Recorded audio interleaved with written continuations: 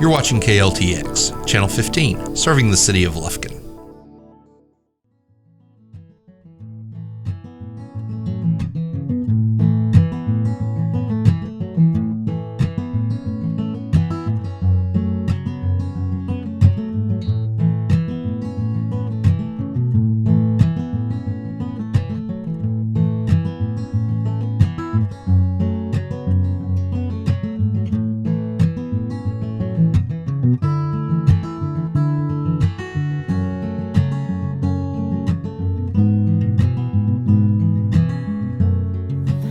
Everyone, welcome to the January edition of Forest Country Gardening.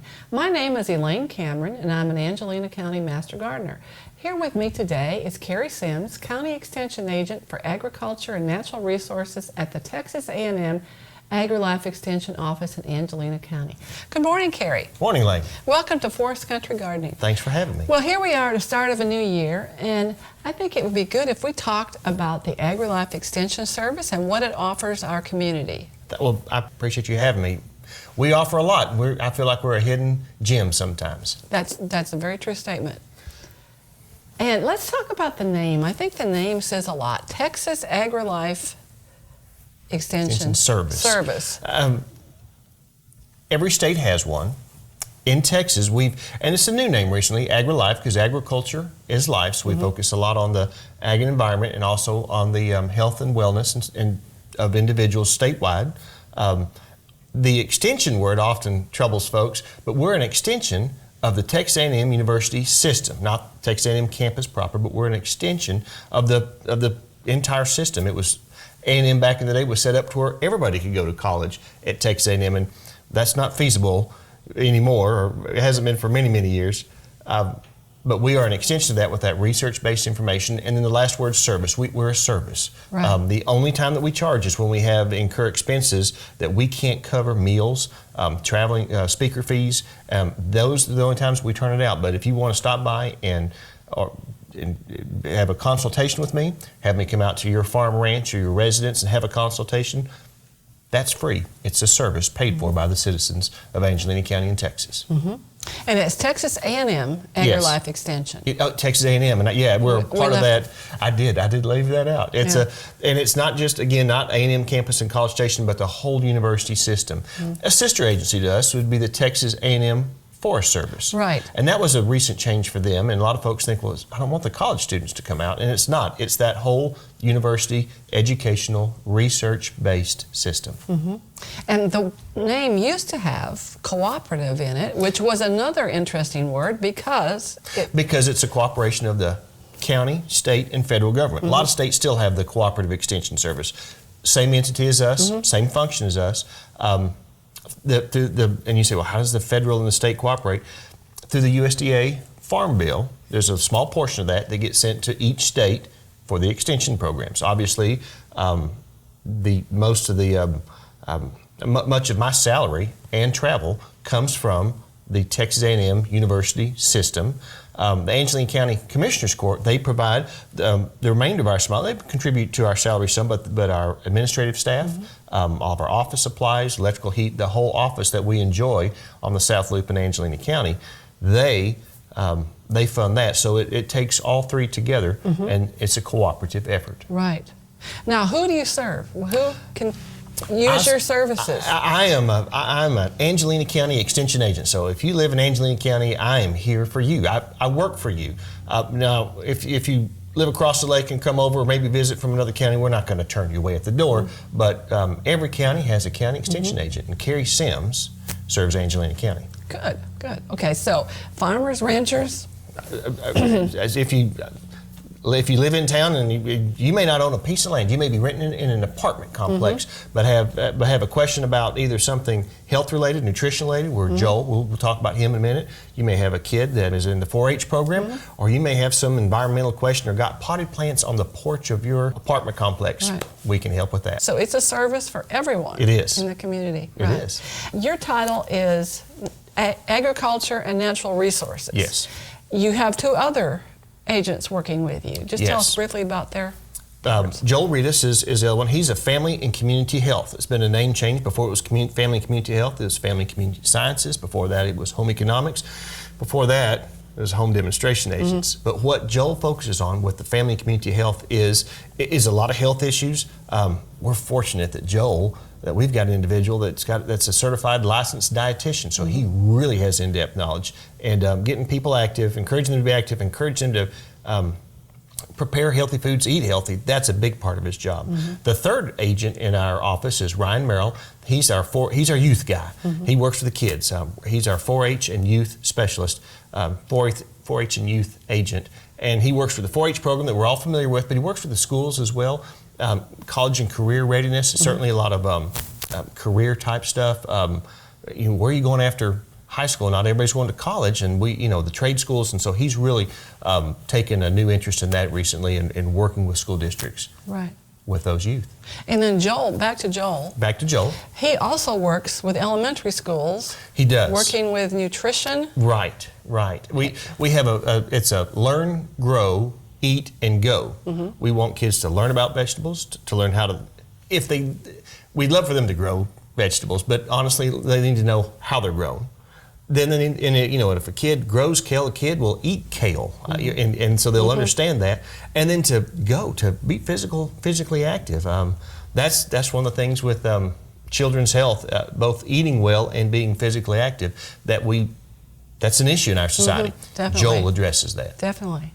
And he also works with the Angelina County Health District, I believe. We have a lot of partners. Integrated. Yeah. And he and Ann Watson, they work together quite well on a number of programs, and he's very involved in that. Okay. And volunteers. So I know Ryan has a lot of 4-H volunteers. Yes. I think our office, if we ever stopped and added it up, we have almost 200 volunteers. We have the parents in the 4-H program. We've got a lot of our what we call master volunteer programs, master wellness, master gardeners, and certainly master gardeners. I'm very proud of that group. That falls under my umbrella, and they help out. We've got a lot of committees. We've got folks that help out with camps. When we do field days and trials out in the community, a lot of folks are volunteering their time, energy, and efforts. And you think about it, we've got 3 county agents, 1 administrative assistant, a staff of 4. I mean, we could do a lot, but with several volunteers, how much more can we multiply our efforts? And and just putting on an evening seminar, I mean, I've done that, but it can be so much easier and run better, and we can do so much more if we have a few more folks helping out. And so, we rely heavily upon volunteers. Master gardeners is the one that I work with the closest. Right. And that brings us to master gardeners. Yes. So, I believe I was in the 2nd class a number of years ago. Yes, a number. But why did you start the Master Gardener program, Cary? It was nobody else in Angelina County with the population our size has the same job responsibility of educating the public that I do. I'm by myself. And we knew that as much as, I work a lot with commercial producers, be it livestock production, fruit and vegetable production. We have that concept, but then the home gardener, and I say gardener, it may not be just vegetable production, but somebody that wants to have that prettiest landscape, or maybe they do want to grow tomatoes on the back porch. There's a lot of questions there. There's a lot of needs there, and with volunteers to multiply that effort. And so the Master Gardener program, the way that works is we train volunteers. It's an application process, and we train volunteers, provide a really, I hope, really broad understanding of horticultural principles, so they can answer the questions of Angelina County residents. And some folks are like, well, I don't want to teach. I'll just help put on events, and that's fantastic. But we have some that are working in schools right now with helping with the gardens. That's kind of our new main push, and getting volunteers there. We have some folks that do teach classes.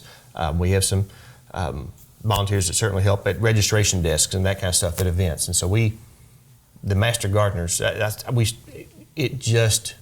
Extension cannot function at the level that it could function without volunteers. It multiplies your efforts. Tremendously. And that was the beginning, I believe, up in the Northwest of Master Gardeners over 40 years ago. Was it the 80s, I believe, up in somewhere in the Pacific? Yes. I can't remember if it was Portland or someplace like that. Right, and this extension agent started out, and he was overwhelmed. Oh, sure. With questions. And Yes. he was invited to garden clubs to speak, as you are often. Yes. And suddenly he realized, well, here's this whole group of people who have Right. some garden knowledge. And Yes. they could help me out. So Yes. that's where it began, and it spread to all 50 states, I believe. Some of the, I believe it is in all 50 states. I know it's in Alaska. Surely it's in Hawaii. A lot of these big urban centers will have call centers, and where they can call a gardening line for help, and if we live in a big urban area, that's where a lot of those master gardeners, that's where they're asked to volunteer, is to answer those phone calls, because you could just sit there and answer phone calls all day and never stay ahead of the Right. and never be able to do anything else because you're just answering a phone call. Right. So Yeah. that helped immensely. Immensely. Immensely, right. And then and other sources of information is Aggie Hort.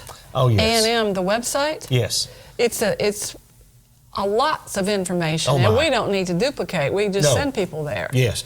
On your search engine, type in Aggie, A-G-G-I-E, horticulture, H-O-R-T-I-C-U-L-T-U-R-E, Aggie horticulture. When you type that in, I know on my search engine, it's the first thing that'll come up, and you just go to that link, and then you've got to decide: are you a commercial producer? Are you want to look for kids information, or home gardening, home vegetable production? There's a lot there. It's a great entryway for a lot of quality. And we have to emphasize this: research-based information. It's Right. not that, well, I heard this or I saw it Right. on one of the social media sites. No. This is what we know works. Right. Yeah. Yeah, and I've been members of different groups on Facebook, gardening groups, and people will get off, and Sure. I'll go back and research the question and refer them to a link, an Aggie Hort. Yes. Because, yes, let's talk about research-based information. What do Yes. you mean by that? We say that a lot. Because of our linkage with the Texas A&M University system, and and not only the A&M campus, but all the other campuses that there are across the state, and the other research stations, they're doing. I mean, there are people they're not extension agents at all. They just do research, and they're out there doing field trials, and they're randomized, replicated, white lab coats, get it done, figure out what makes tomatoes grow well, how to stop this pest, what to do for this disease, and so we know what works, and it's been proven time and time again. I don't do research. If you see me doing a field trial, it's really to prove a concept. We call Correct. those result demonstrations in the counties, and we'll do those. But it's that research that we can take and say, we know that this peach tree. This peach tree is going to grow really well in the Dallas area further north because it needs a long, hard, cold winter or a longer, colder winter than what we would have. And so don't plant that peach tree here. And you say, well, what about, we've got some relatives in Houston. They're in another plant zone. They're in a different climate. They're warmer. And so knowing, well, what varieties grow here, what's the chilling hours? And that's a term that scientists had to come up with. That's how we measure how long and cold winter is.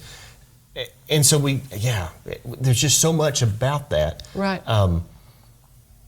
That we have to be able to share that. And if I can't speak from that, I have no business talking. So we base what we tell people on science. On science, absolutely. It's not folk tales Nope. and any of that, but it's been Nope. proven in the lab or in That's right. in the trial gardens Absolutely. and so forth. Yeah.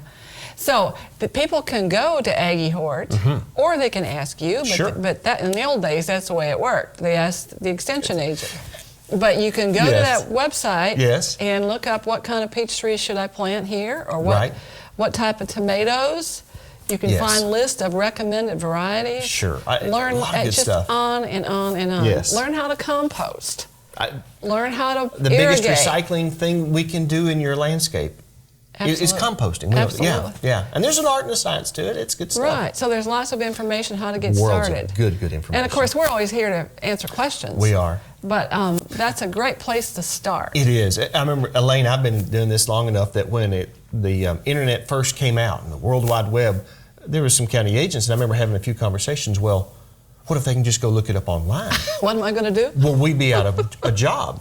And in fact, I get more questions now that say, well, I've been looking and looking. I don't understand this. Exactly. And I found this on this website and that website. Or maybe they've been to Aggie Horticulture, but they're like, what's this chilling zone hours thing? Or what do you mean blight? What is that? And so that's a great resource. Obviously answers worlds of questions, but folks still want talk to folks, and they still need to visit with master gardeners or county agents to really understand what they're talking about, what they're seeing. Yeah, the longer I'm involved with gardening, the more you know there is to know. Oh, yes. And that's the great thing about it. Isn't it? There's always something to learn. It's a fantastic. I love looking things up and learning new things and trying things out and learning to do new things. They say gardening, if I can give a plug for this, gardening helps keep your mind sharp, keeps you healthy because you're at least outside bending, stooping, digging, all that kind of stuff. And it keeps you in touch with the environment around you. It's just good all the way around. It is. It is. And it helps people. I mean, it calms people. It helps people get through hard times in their life by going out in the garden and relieving stress. And pulling those weeds. That's right. Taking that out. Good mental health. Things you can control over the weeds, right? Yes, ma'am. Yes, ma'am. But so there's lots and lots of information. Now, you also have educational programs. You want to talk about what you have going on? We have, as we go through I can tell you I have 3 a month that I always have. I have on the third Monday night of every month, we'll have an evening seminar, more of an in-depth, typically a guest speaker, a heavier topic.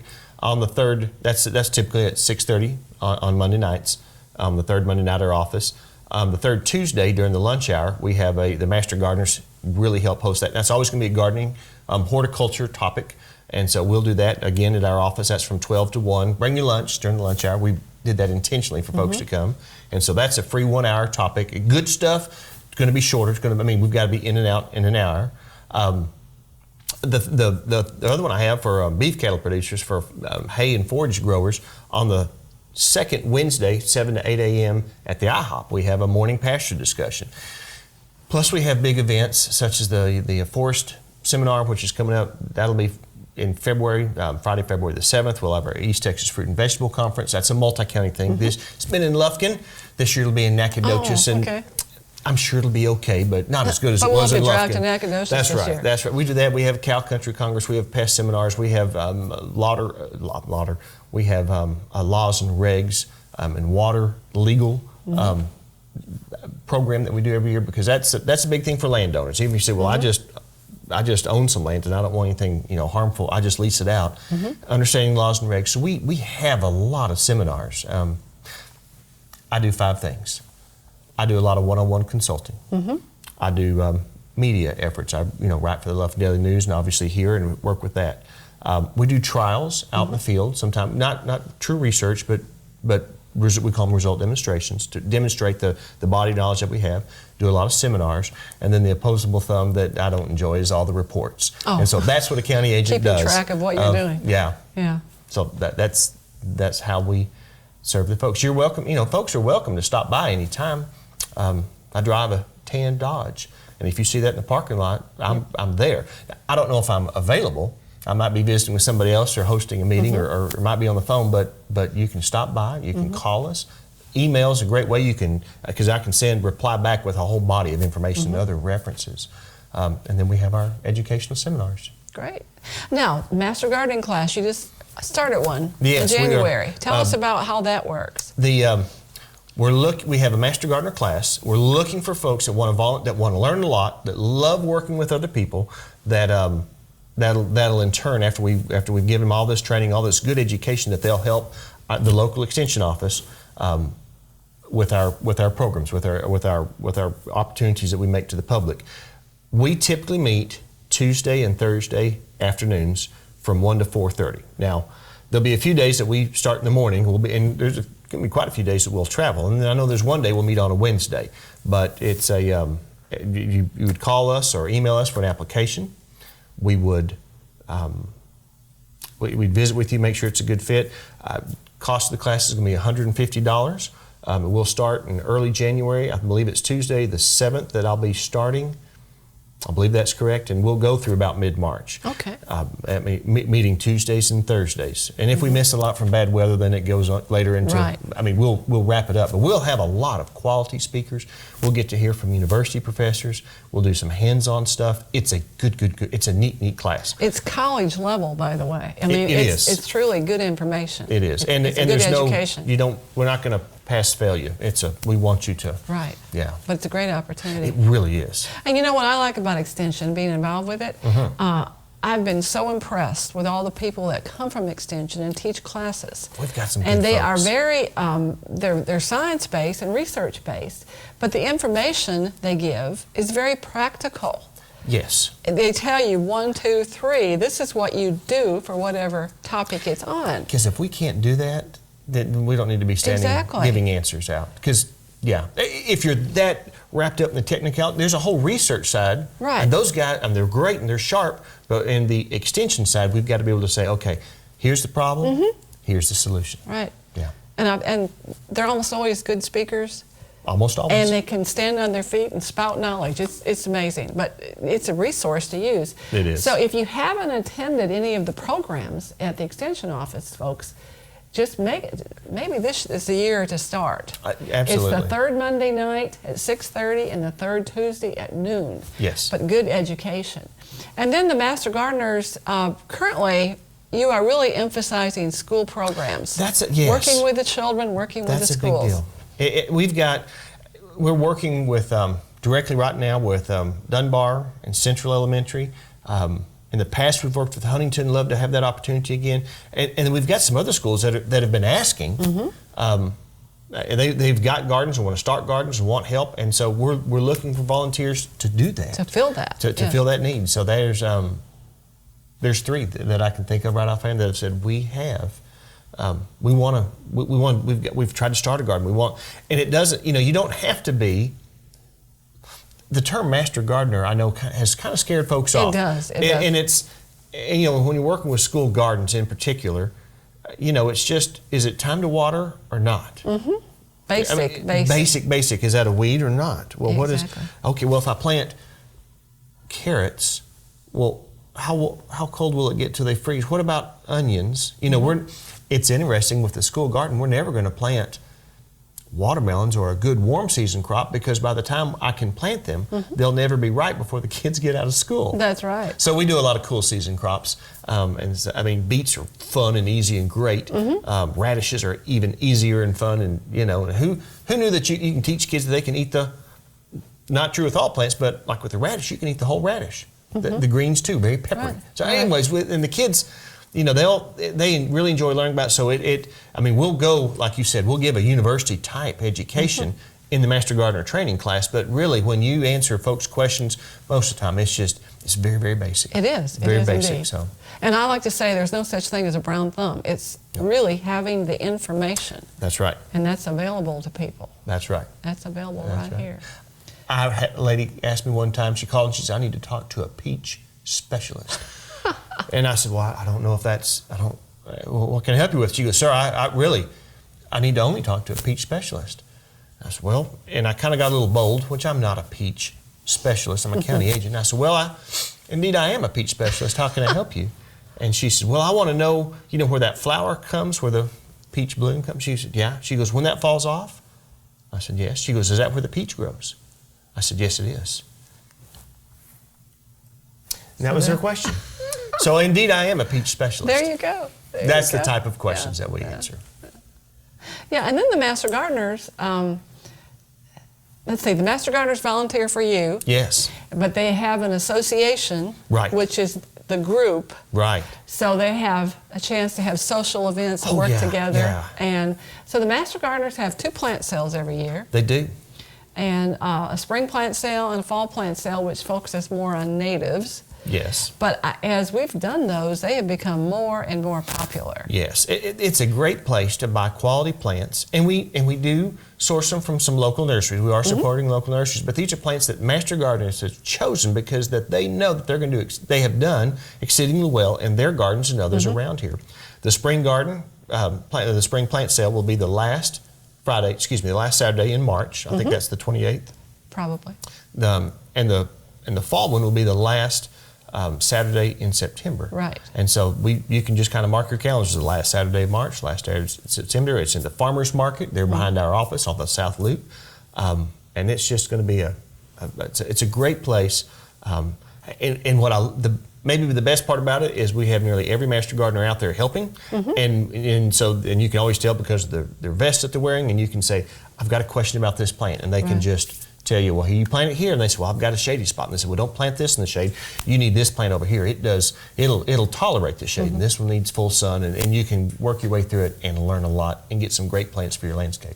Yeah, and it's a fundraiser. It's a fundraiser, but it's a huge educational event. Right, and the funds go. And the funds go back in the community. First of all, one thing we've started doing the last several years is a horticulture or agriculture scholarship. Yes. So we're giving scholarships to high school seniors graduating that are going to study agriculture, horticulture, or any of those fields. Right. So that is a big return to the community. The other funds go to support some of our activities, our programs, and we have a couple of demonstration beds. Yeah. And we use the funds for those. So it funnels, we use it to funnel back out. I mean, we're not building up a war chest for anything. It's supporting kids, supporting events. Right. So, folks, please take advantage of County Extension. You bet. They're there for you. Absolutely. Please mark your calendar for the next upcoming event, the Master Gardener Noon Program on Tuesday, January 21 at the Angelina County Extension Office on the South Loop next to the Farmers Market. It's a topic that I'll be talking about on landscape pest control and myths. The program is free, open to the public, wraps up at 1 o'clock. We encourage you to bring your lunch. Well, this concludes the January edition of Forest Country Gardening. Until next time, this is Elaine Cameron wishing you and yours a Happy New Year.